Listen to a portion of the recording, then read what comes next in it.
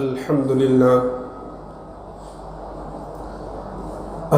لله نحمده ونستعينه ونستغفره ونؤمن به ونتوكل عليه ونعوذ بالله من شرور أنفسنا ومن سيئات أعمالنا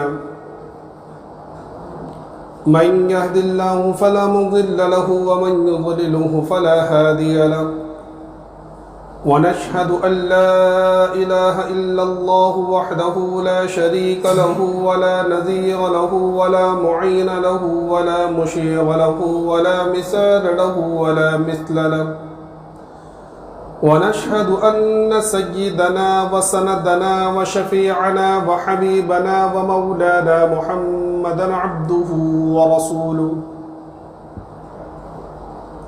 أما بعد فقد قال الله تبارك وتعالى في القرآن المجيد والفرقان الحميد فأعوذ بالله من الشيطان الرجيم بسم الله الرحمن الرحيم ومن يتق الله يجعل له مخرجا ويرزقه من حيث لا يحتسب ومن يتوكل على الله فهو حسبه صدق اللہ العظیم۔ قبل اس کے بعد شروع ہوں، ایک مرتبہ بلند آواز کے ساتھ درود شریف پڑھ لیں۔ اللہم صلی علی سیدنا مولانا محمد وعلی آل سیدنا مولانا محمد وبارک وسلم کما تحب وترضى عدد ما تحب وترضى یا کریم۔ میرے محترم بزرگوں، دوستوں اور عزیز ساتھیوں، اللہ تبارک و تعالیٰ کا بہت ہی بڑا کرم ہے، احسان ہے کہ اللہ تبارک و تعالیٰ نے ہمیں اپنے گھر میں بیٹھنے کی توفیق عطا فرمائی، اپنے سامنے سر جھکانے کی توفیق عطا فرمائی۔ یہ جو ہم ہر جمعے کے اندر بیانات سنتے ہیں یا اس کے علاوہ جو بھی دینی مجلسیں ہوتی ہیں، اس کے اندر ہم اللہ اور اس کے رسول کی اور صحابہ کرام کے واقعات سنتے ہیں، اللہ اور اس کے رسول کی باتیں سنتے ہیں، تو اتنی باتیں سننے کے بعد ہم یہ دیکھتے ہیں کہ اثر بہت کم ہوتا ہے۔ بہت ساری وجوہات ہیں، خاص طور پر ایک وجہ یہ ہوتی ہے کہ عام طور پر ہم جب بیانات یا دینی مجلس کے اندر دینی باتیں سنتے ہیں تو جو لوگ دینی مجلسوں میں بیٹھنے کے شوقین ہوتے ہیں، وہ بیٹھنے کا اہتمام کرتے ہیں، ان کے ذہن میں عام طور پر یہ بات ہوتی ہے کہ بھئی یہ بات تو سنی ہوئی ہے، ہوتی ہے کہ نہیں، کہ یار یہ بات تو سنی ہوئی ہے، بہت مرتبہ کہتے رہتے ہیں، اور خاص طور پر جمعے کے اندر تو بہت زیادہ ہوتا ہے۔ آپ دیکھیں کہ جمعے کی نمازیں جہاں ہوتی ہیں مسجدوں کے اندر، وہاں آپ جا کے دیکھیں کہ جتنے لوگ مسجد کے اندر ہوں گے بیانات کے اندر، اس سے زیادہ تعداد ان لوگوں کی ہوگی جو مسجد کے باہر کھڑے ہو کر بیان کے ختم ہونے کا انتظار کرتے رہتے ہیں۔ کیوں؟ کیونکہ ان کے ذہن میں یہ بات ہوتی ہے کہ بھائی کیا بات ہوگی، وہی اللہ رسول کی بات ہو گئی، وہی کہیں گے کہ نماز پڑھو اور روزہ رکھو، بھائی ان کا تو یہ چلتا رہتا ہے۔ اور اس کے بعد وہ جگہ کی تنگی کے خوف سے کبھی آ کر بیٹھ بھی جائے تو ظاہر سی بات ہے کہ نیت ہماری کیا ہے کہ یار جگہ نہیں ملیں گی اس لیے بیٹھ رہے ہیں، یہی ہوتے ہیں، یا یہ کہ بھائی چلو جا کے بیٹھ جاتے ہیں۔ تو یہ ہمارا یہ سوچنا کہ یہ باتیں سنی ہوئی ہے، یا ہمارا اس نیت سے بیٹھنا کہ جلدی نہیں جائیں گے تو جگہ نہیں ملیں گی، یہ سب سے بڑی وجہ ہے کہ آج ہم اتنے بیانات، اتنے اللہ رسول کی باتیں، قرآن کی آیتیں، ان کی تفسیریں، اللہ کے رسول صلی اللہ علیہ وسلم کی احادیث سننے کے باوجود اگر ہمارے اندر عمل کا جذبہ پیدا نہیں ہوتا، اس کی سب سے بڑی وجہ یہ کہ ہماری نیت میں کھوٹ ہے۔ بھائی اللہ اور اس کے رسول صلی اللہ علیہ وسلم کی جو باتیں ہیں، اللہ کا جو قرآن ہے وہ 1400 سال پہلے نازل ہو چکا ہے، اللہ کے رسول کی احادیث 1400 سال پہلے آ چکی ہے، اب کوئی نئی بات نہیں ہے، بس انداز الگ الگ ہو سکتا ہے، باتیں ساری وہ ہوں گی۔ تو بیٹھنے کے لیے ہماری نیت یہ ہو کہ دیکھو باتیں تو ہم نے سنی ہوئی ہے، لیکن ہماری غفلت یہ ہے کہ اب تک ہم نے ان باتوں کے اوپر عمل نہیں کیا۔ اب ہم یہ بیٹھ رہے ہیں، ہمارا بیٹھنا اس مقصد سے ہو کہ انشاءاللہ آج ہم جب یہ بات سنیں گے تو اس کے اوپر عمل کریں گے۔ اب جب ہم عمل کرنے کی نیت سے بیٹھیں گے تو انشاءاللہ اللہ کی ذات سے امید ہے کہ ہمیں ان باتوں پر عمل کرنے کی توفیق ملے گی. سمجھ میں آ رہا ہے؟ اس لیے اول تو اس بات کی کوشش کیا کیجئے کہ جمعے کے اندر پہلے آنے کی کوشش کریں. ہم لوگ کیا کرتے ہیں، باہر دکانوں پہ بازاروں میں گھومتے رہتے ہیں. جو یہاں نماز پڑھنا وہ پارکنگ میں بیٹھے ہوئے ہیں، انتظار کر رہے ہیں کہ بھائی کہاں ٹن ٹن کی آواز آئے گی، ٹو ٹو کی آواز آئے گی تو بھاگیں گے ہم. اور یہی نہیں، تقریباً ہر مسجد کا یہی حال ہے. حالانکہ اللہ کے رسول صلی اللہ علیہ وسلم نے جمعے میں جلدی جانے پر بڑے فضائل بیان فرمائے ہیں. جمعے کی خصوصی طور پر فضائل الگ سے، انشاءاللہ کبھی جمعہ اس اعتبار سے بھی لیا جائے گا. بہرحال یہ جو آج کی میں حدیث بیان کرنے جا رہا ہوں یہ کوئی نئی نہیں ہے، لیکن میں اہمیت اس لیے بٹھا رہا ہوں آپ کے دل میں کیونکہ یہ حدیث بیان کرنے کا اللہ کے رسول صلی اللہ علیہ وسلم کا بھی طرز عمل بالکل الگ تھا. فرماتے ہیں اس کے راوی حضرت ابو ذر غفاری رضی اللہ تعالیٰ عنہ کہ ایک مرتبہ اللہ کے رسول صلی اللہ علیہ وسلم نے مجھ سے کہا کہ اے ابو ذر، میں تمہیں کچھ نصیحتیں کرنا چاہتا ہوں، تم ان نصیحتوں کو غور سے سننا، توجہ سے سننا اور اس پر عمل کرنے کی کوشش کرنا. اس کے بعد آپ خاموش ہو گئے. میں کان لگایا کہ کچھ بات تو کہیں گے، اللہ کے رسول کچھ نصیحت کریں گے. آپ نے اس کے علاوہ کوئی بات نہیں فرمائی.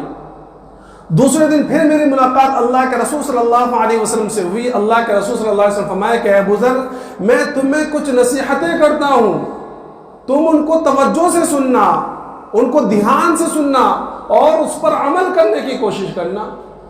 آپ پھر خاموش ہو گئے. 6 دن تک اللہ کے رسول صلی اللہ علیہ وسلم نے یہی عمل کیا کہ صرف اتنا کہتے کہ میں تمہیں کچھ نصیحتیں کرنا چاہتا ہوں، ان کو توجہ سے سننا، ان کو دھیان سے سننا اور ان پر عمل کرنے کی کوشش کرنا. 6 دن تک اللہ کے رسول صلی اللہ علیہ وسلم صرف یہی بتلاتے رہے. جب 7ویں دن میری ملاقات ہوئی تو اللہ کے رسول صلی اللہ علیہ وسلم نے اول یہی بات ارشاد فرمائی کہ اے ابو ذر، میں کچھ نصیحتیں تمہیں کرتا ہوں، تم ان کو توجہ سے سننا، ان کو دھیان سے سننا اور اس پر عمل کرنے کی کوشش کرنا. اور اس کے بعد اللہ کے رسول صلی اللہ علیہ وسلم نے مجھے 5 نصیحتیں ارشاد فرمائی. کتنی؟ 5 نصیحتیں، 5 باتیں ارشاد فرمائی. انشاءاللہ ان باتوں کو اگر حیات رہا، اللہ نے زندگی عطا فرمائی، تو ان 5 باتوں کو انشاءاللہ 5 جمعے میں لیں گے.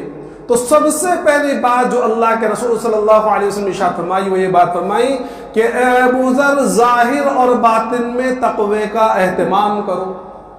کیا فرمایا؟ کہ ابو ذر، ظاہر اور باطن میں تقوی کا اہتمام کرو. یہ سب سے پہلے آپ نے ارشاد فرمایا.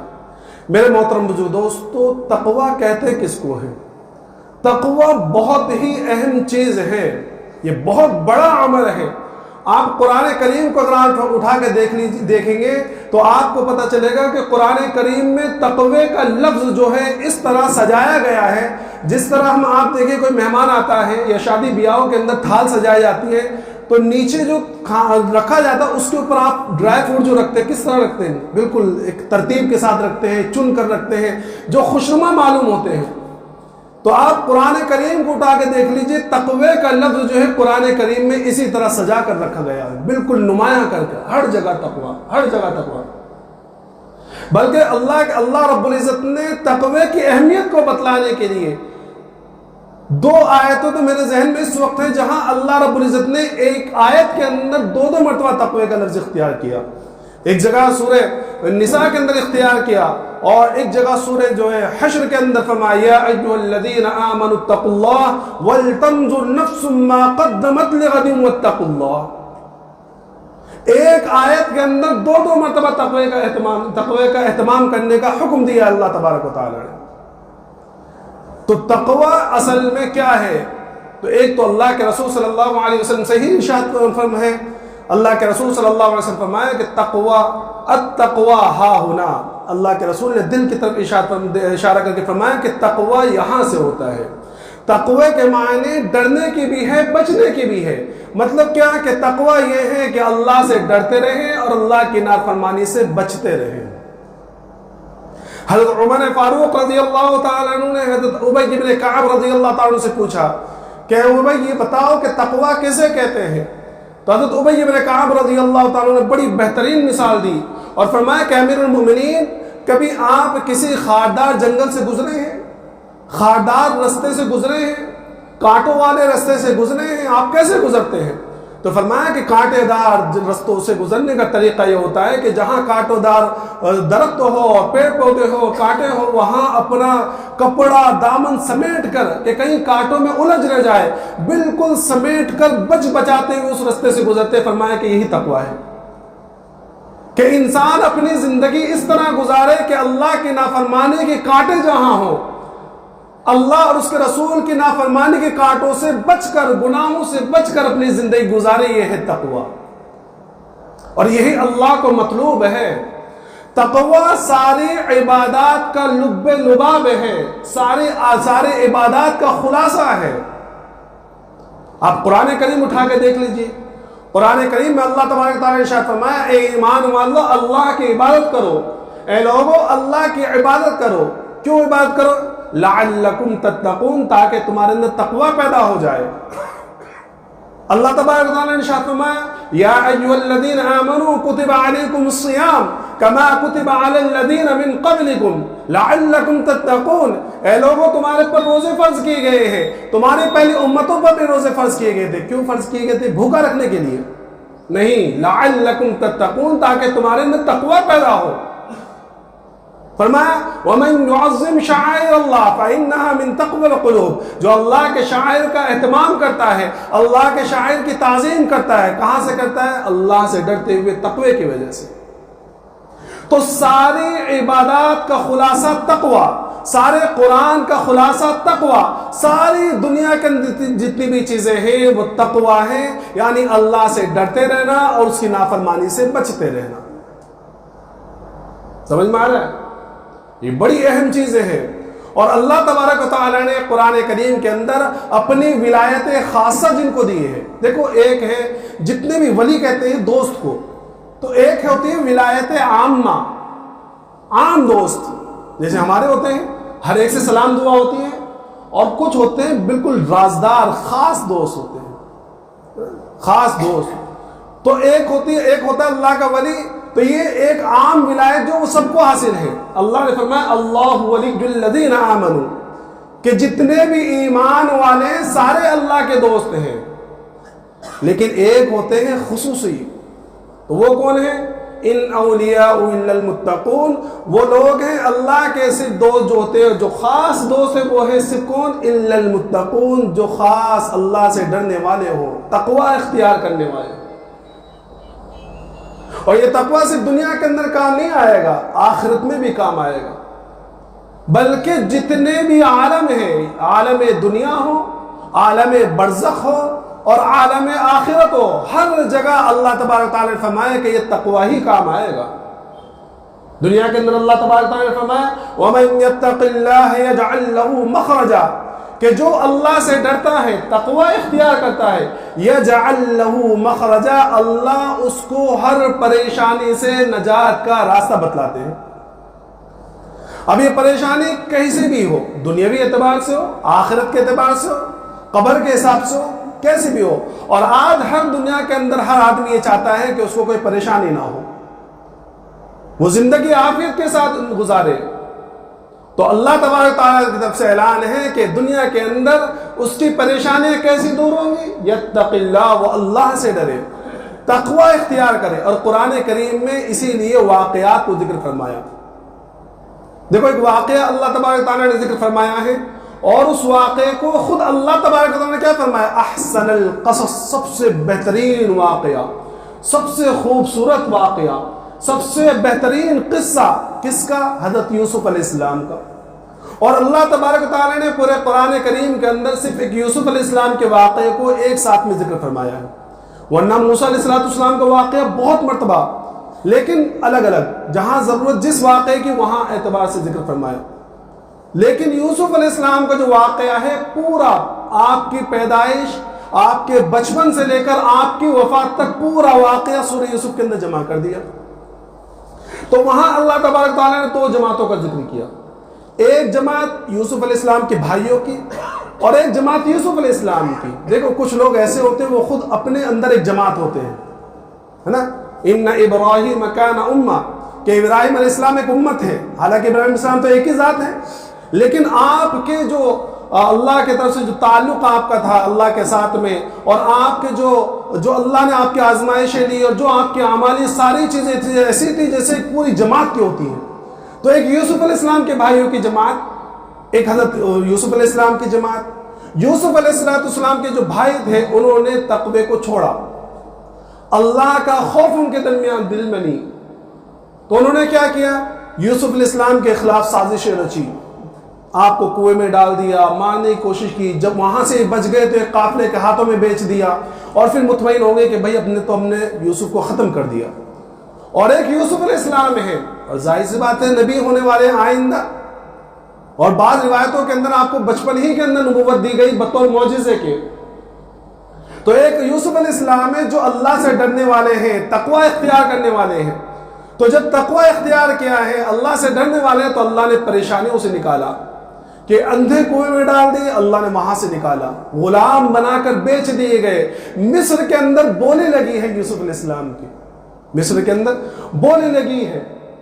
اس کے بعد پھر زلیخا کے ساتھ معاملہ ہوا، وہاں اللہ کے رسول حضرت یوسف علیہ السلام جو اللہ کے نبی ہیں انہوں نے تقوی اختیار کیا. کس طرح کہ بالکل بند دروازے ہیں، اور سامنے ایک حسب نسب والی عورت ہے، سمجھے، اعلیٰ خاندان اور بالکل اعلیٰ نسب والی، اور آپ کو پالنے والی بھی. اور ایک طرف یوسف علیہ السلام ہے، نبی کے بیٹے ہیں اور اللہ سے ڈرنے والے ہیں، اور سامنے ایک حسین و جمیل عورت نے بند دروازوں کے اندر کہا ہے تلک، کیا ہو، گناہ کا ارادہ کیا. لیکن وہاں اللہ کا خوف غالب آیا، اور یوسف علیہ السلام نے فرمایا قال معاذ اللہ، نہیں میں اللہ سے ڈرتا ہوں. تو اللہ نے کیا مدد کی کہ بالکل ایسی تنگی کی جگہ سے، ایسے پریشانی کی جگہ سے ایسا نکالا ہے کہ جن دروازوں کے اندر تالے لگے ہوئے تھے بغیر چابیوں کے وہ تالے کھول دیے. پھر تھوڑی آزمائش، آپ کو جیل میں ڈالا گیا. لیکن میرے محترم بزرگ دوستو، اللہ کا اعلان ہے یتق اللہ ومن یتق اللہ یجعل لہ مخرجا، کہ جو اللہ سے ڈرے گا اللہ ساری پریشانیوں سے نکال دے گا. جیل میں پہنچے ہیں، اللہ نے اس جیل کے اندر ایسے اسباب پیدا فرمائے ہیں کہ جیل سے نکال کر بادشاہ کے سامنے پیش کیے گئے. علم والے تھے، اللہ نے علم نوازا تھا، نبی ہے، نبی سے زیادہ علم اس وقت کسی کو نہیں ہوتا. تو کہا کہ مجھے فائنینس منسٹر بنا دو، وزیر خزانہ بنا دو. بادشاہ وقت نے آپ کو فائنینس منسٹر بنا دیا، آپ وزیر خزانہ بنا دیے گئے. اور بعد میں آپ کے حسن عمل کو دیکھ کر، حسن تدبیر کو دیکھ کر بادشاہ نے آپ کو بادشاہ بنا دیا.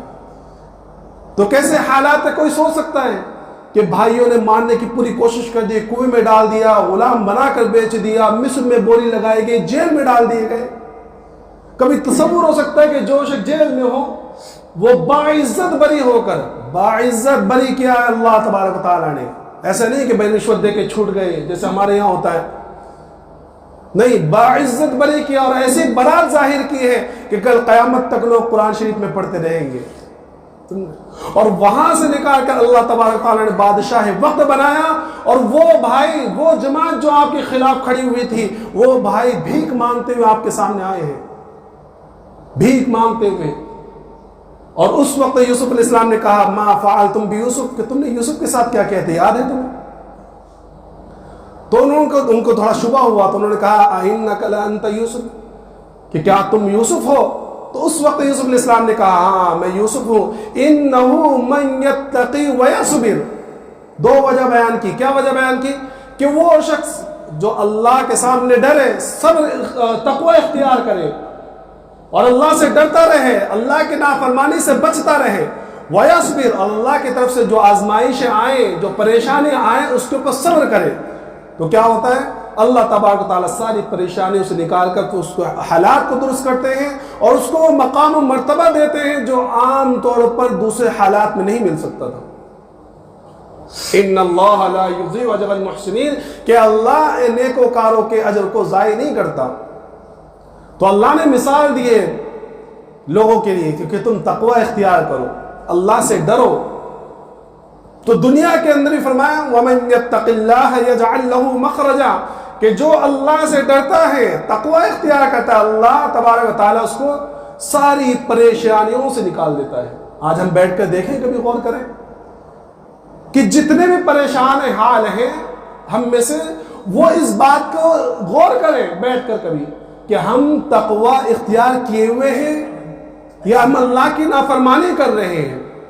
ہم اللہ سے ڈر رہے ہیں، خوف خدا ہمارے دل میں ہے، اللہ کی نافرمانی سے ہم بچ رہے ہیں؟ کہیں بیٹھ کر دیکھیں، کبھی توفیق ہی نہیں ہوتی ہمیں. ہم جب بھی پریشان ہوتے ہیں نا، کبھی اللہ کی طرف نہیں آتے. سمجھ میں آ رہا؟ یہ ہماری سب سے بڑی کمزوری ہے کہ جب بھی ہم پریشان ہو خالق کے پاس نہیں آتے، مخلوق کی طرف بھاگتے ہیں. جن کے عقیدے خراب ہیں وہ کہاں باباؤں کے پاس بھاگتے، فلاں کے پاس، فلاں کے پاس. یہاں نہیں ہو رہا وہاں چلے گئے، وہاں نہیں ہو رہا وہاں چلے گئے، پیسے خراب کر رہے ہیں. ارے بھائی، اللہ کے رسول نے فرمایا وہ باباؤں کے اوپر پیسے لٹانے سے اچھا یہ ہے کہ اگر بیمار ہو تو صدقہ کر دو، پریشان ہو صدقہ کر دو پیسے. اللہ کے رسول کی بات کبھی جھوٹی نہیں ہو سکتی. یہ تعویذات کرنے والوں کی باتیں جھوٹی ہو سکتی ہے، سمجھ میں آیا؟ اور جھوٹی ہوتی ہیں اکثر، لیکن اللہ کے رسول کی بات کبھی جھوٹی نہیں ہو سکتی. اللہ کے رسول نے فرمایا کہ صدقہ جو ہے بلاؤں کو ٹالتا ہے، اپنے بیماروں کا علاج صدقے سے کرو. لیکن ہمیں کبھی توفیق ہی نہیں ہوتی. اور اگر کبھی توفیق بھی ہوگی تو ہم کیا سوچتے ہیں وہ کہ بھئی صدقے کا کیا کہ جانور ذبح کر دیں، اس کی بلا اس کے سر پہ گئی. سمجھ؟ تو میرے محترم دوستو، پریشانیاں آئیں تو اللہ کی طرف آئیں، غیروں کی طرف نہ بھاگے، خالق کی طرف آئیں. تو سب سے پہلا انعام کہ دنیا کے اندر اللہ پریشانیوں سے نکال دے گا. اور دوسرا انعام وَيَرْزُقُهُ مِنْ حَيْثُ لَا يَحْتَسِبُ، کہ اللہ ایسی جگہ سے تمہیں رزق عطا فرمائے گا جہاں تمہارا گمان بھی نہیں جا سکتا، کہ تم سوچ بھی نہیں سکتے کہ اللہ تمہیں یہاں سے رزق عطا فرمائے گا. کبھی رزق کے تعلق سے پریشانی آئے تو اللہ کی نافرمانی مت کرنا. اللہ دیر سے دے گا لیکن اس سے بہترین دے گا. میں اپنا تجربہ بتا رہا ہوں، تجربہ ہے میرا کہ کبھی بھی پریشانی آئے مالی اعتبار سے، سمجھے، اور ہوتی ہے، دنیا ہے بھائی، دنیا کے اعتبار سے مالی پریشانی کس کو نہیں آئی ہے؟ اللہ کے رسول صلی اللہ علیہ وسلم سے زیادہ مرتبہ والا کون شخص دنیا کے اندر ہو سکتا ہے؟ جن لوگوں نے سیرت کی کتابیں لکھی نا، آخر میں ایک جملہ ضرور کہا ہے، لکھا ہے، دل میں سوچا جو بھی، بعد از خدائی قصہ مختصر، کہ اللہ کے بعد اگر کوئی بزرگ ترین ہستی ہے تو وہ اللہ کے رسول صلی اللہ علیہ وسلم کی ہے. لیکن حالات کیسے آئے ہیں؟ غزوہ احد کے غزوہ احزاب کے موقع پر، غزوہ خندق جس کو کہا جاتا ہے، تو اس موقع پر صحابی آئے اللہ کے رسول صلی اللہ علیہ وسلم کے پاس کہ یا رسول اللہ، بھوک کی شدت نے بالکل پریشان کر دیا. اپنا کرتا اٹھا کے دکھایا، بھوک کی شدت کی وجہ سے پتھر بندھا ہوا تھا ایک.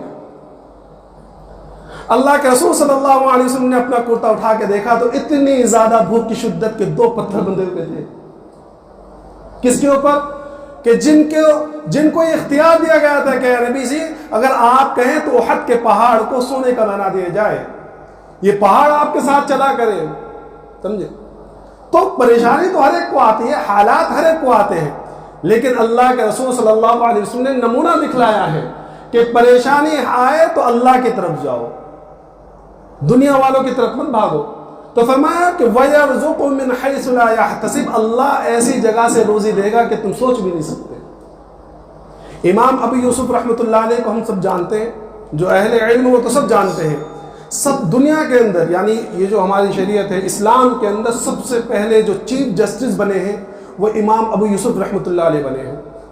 آپ کا بچپن اتنا غربت میں تھا کہ اتنی زیادہ غریبی تھی، والد کا انتقال بچپن میں ہو چکا تھا، تو اتنی زیادہ غریبی تھی کہ والدہ نے آپ کو دھوبی کے پاس کپڑے دھونے سکھلانے کے لیے بھیجا، اور کوئی گھر کے اندر مرد نہیں تھا.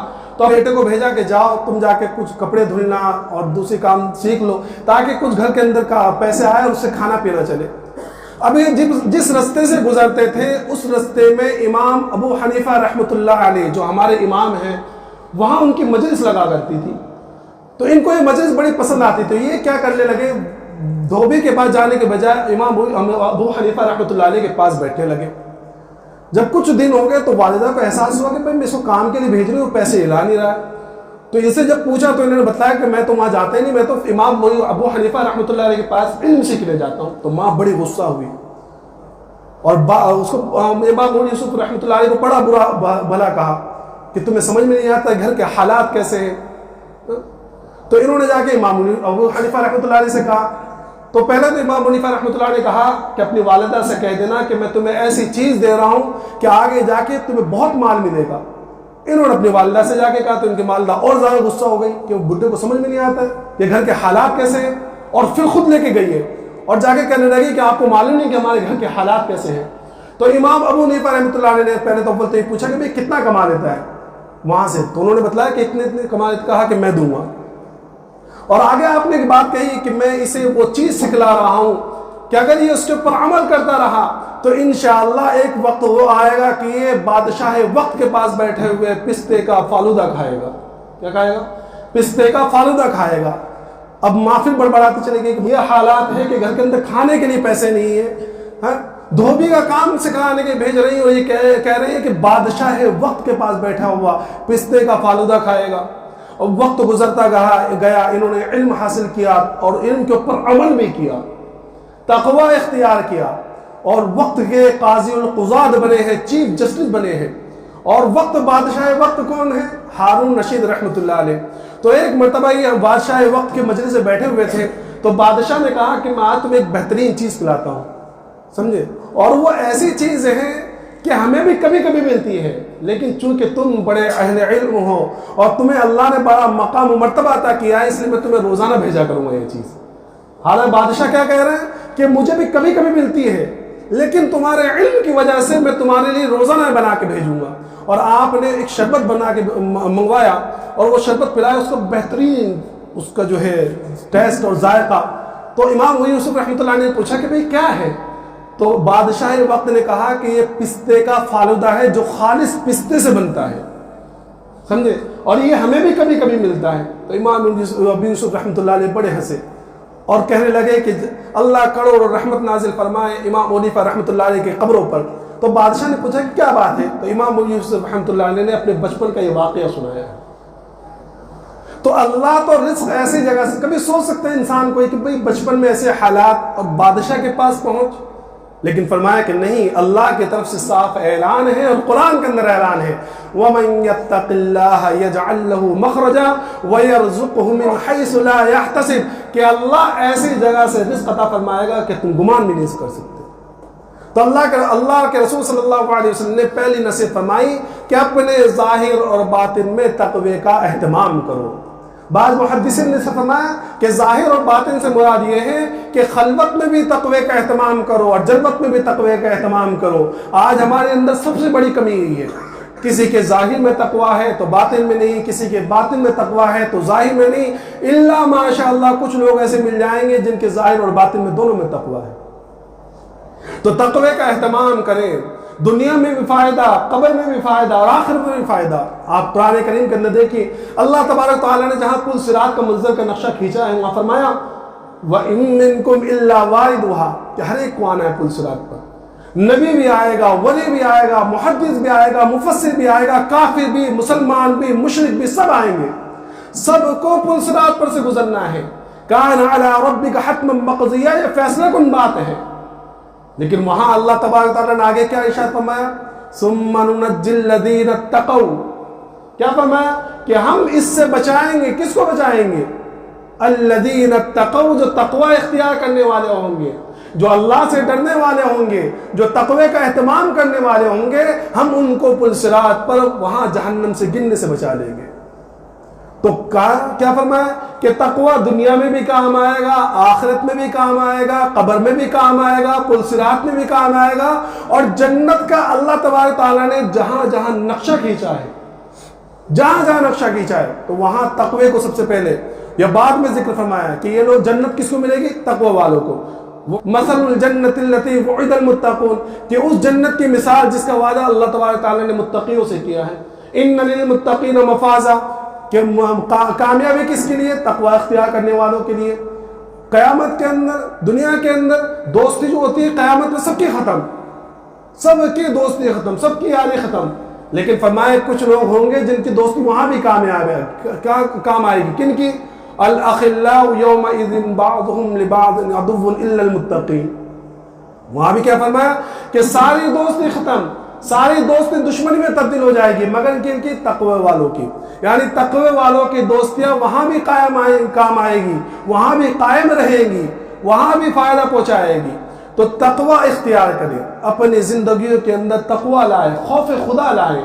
اور یقین جانیے یہ تقوی وہ چیز ہے کہ جس کے دل کے اندر اللہ کا خوف آ گیا تو وہ ہمیشہ اللہ کی نافرمانی سے بچے گا.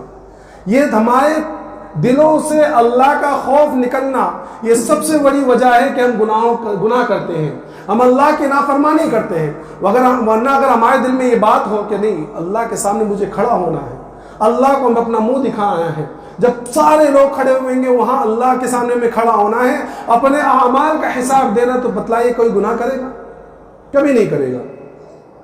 تو سب سے پہلی نصیحت اللہ کے رسول صلی اللہ علیہ وسلم فرمائی کہ اپنے ظاہر میں اور اپنے باطن میں تقوی کا اہتمام کرو.